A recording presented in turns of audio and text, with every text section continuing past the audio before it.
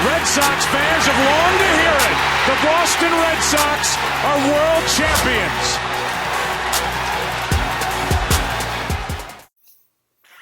This World Series win was not just another baseball championship victory. This championship marked the beginning of a new era of baseball. By winning the World Series, the Red Sox proved that computers can and will change the sport of baseball. The Red Sox team that won the 2004 World Series was generated using a philosophy introduced by the Oakland A's in 2002. This new philosophy of drafting players based on computational statistics was well explained in the movie Moneyball, that is based on the real events of the 2002 Oakland A's. So using this equation on the upper left right here, I'm projecting that we need to win at least 99 games in order to make it to the postseason. We need to score at least 814 runs in order to win those games and allow no more than 645 runs.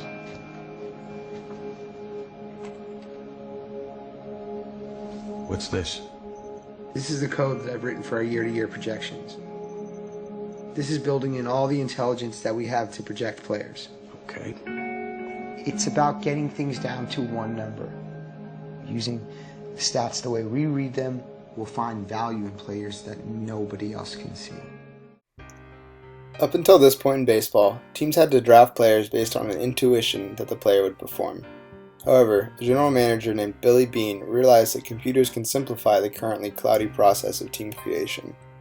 He combined the study of baseball statistics, known as sabermetrics, with computers to create a much more objective way to pick players. He utilized computer algorithms to crunch thousands of statistics for every prospective player and output a team that would be both successful and under budget. Later in the movie, the head scout of the A's says that you can't put a team together with a computer. Baseball isn't just numbers, it's not science. If it was, then anyone could do what we're doing because they don't know what we know. They don't have our experience and they don't have our intuition. Thankfully, Billy Beane did not listen to him and decided to capitalize on technological advances. After the Oakland A's opened the world's eyes to computers' new role in baseball, Billy James, the inventor of sabermetrics, decided to use a computer-generated team as well to ultimately win the 2004 World Series. Every year since this important event in baseball history, computers have played a more and more significant role in the sport. Within the last 5 years, not only is the team building dynamic changing, but the actual strategy of the game has also been affected by computers. Many teams are starting to implement a defensive shift in player placement on the field depending on the current batter. For example, here's a computer-generated heat map of the locations that Prince Fielder hits the ball. As you can see, he heavily favors the right side of the field when he is hitting.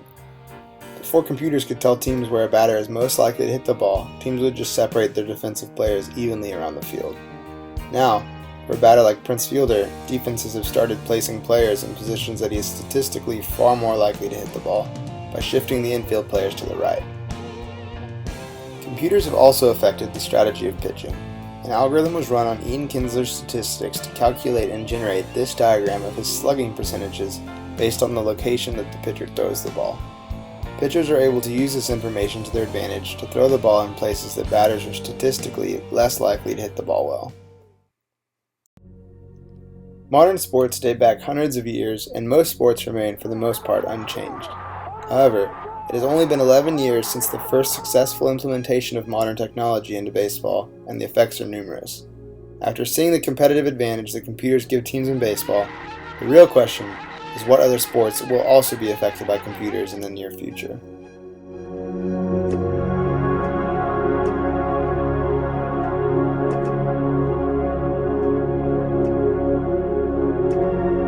I still got the world!